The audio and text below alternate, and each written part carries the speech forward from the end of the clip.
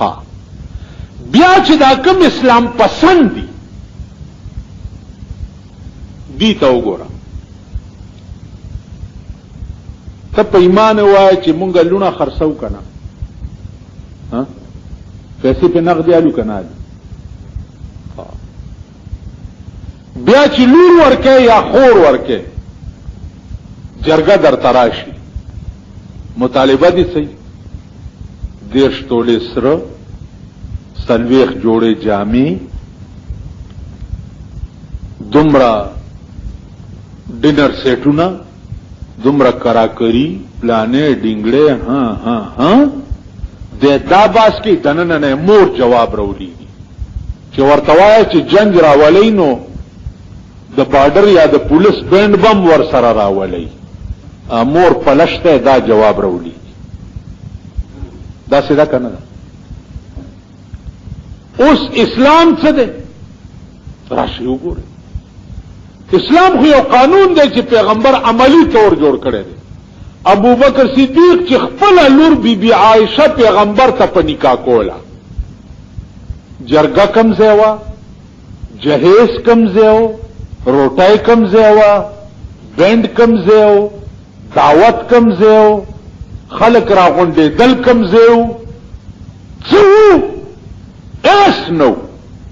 نکاح شو د پیغمبر کو او نکاح نو شوی پزمکا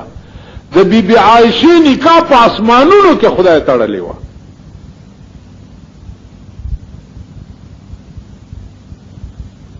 راشي کم لور دا سواده کې دا اسلام دی کنه د بی بی فاطمه واده دی مازیګر ټیم دی د بابر شړایلو پټه پیغمبر ور په سر کړه او په خپل ایجاب او قبول حضرت علی سره وکړو او جنکو ته وی چې دا د لاسونی سه حضرت علی کرے بوزي په دا اسلام دی کنه دا څه کولای شي شیخانو صاحبانو سپینګری ورته کینی ها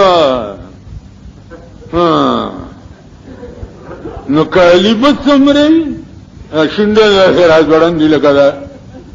زاړه چيلي پشان راشي کته بجلیګر مولا تا دا کار کړی دی ما دا کړی دی راشي ما درې لونه واده کړی دي درې چې شمدید ګوان درته پیش کوم ما داسې کړی کمی په سغوختی کمی په ساغستی د کوره می چې صدر توفیق مې ور سره کړی لکه د پیغمبر خپل وس کې بل څه نو یو میچن وا نو میچنی بی بی فاطمه سره په جهیز کې ور کړی راشه تاسو اسلام مانی دا تاسو د ودونو حال مړی چې در کې وشي پامړی تاسو سال جوړ کړی هغه ځان له خپل غریوان کې سوچ کوي چې امړی نام څه شی جوړ کړی نو عزیزانو عرض میں داو چې ترسو پوری اسلام په مونږه په دې خپل ځان نه حاوی کړی بل اگر ته قرآن کې راځي قرآن اصل اسلام دی کنه دی ها قبل شي قرآن کې راځي چې لذک یوسفکم الله فی اولادکم للذکر مثل حظ الانثیین د سورۃ النساء د سر رکو دا کدویمه ده دویمه رکو ده یوسفکم الله فی اولاد یوسفکم الله الله وی زدر تا وصیت کو فی اولادکم دا اولاد په حق کې للذکر مثل حظ الانثیین چې د زوی دوی سیدی او د لور یوای سره نن تروړ پختون قوم چې ده خور له لور له په مال کې حصہ ور کوي تاسو اسلام باندې بلکې پلار په ژوند خپل ټول مال زامنو پسې کی چې لور لمه د مرګ نرستوي سلاړه نشي دا څه کنه ده تاسو اسلام باندې نو عزیزانو دا سی او جوګته او یو هغه د مکه د کافرو خبره ده چې پیغمبر ورته وی چې وحدو ربکم یو خدای ومنئ دا ډېر بوتانم خدایان کړي دا دروغ دي هغه ورته وجدنا علیه آباءنا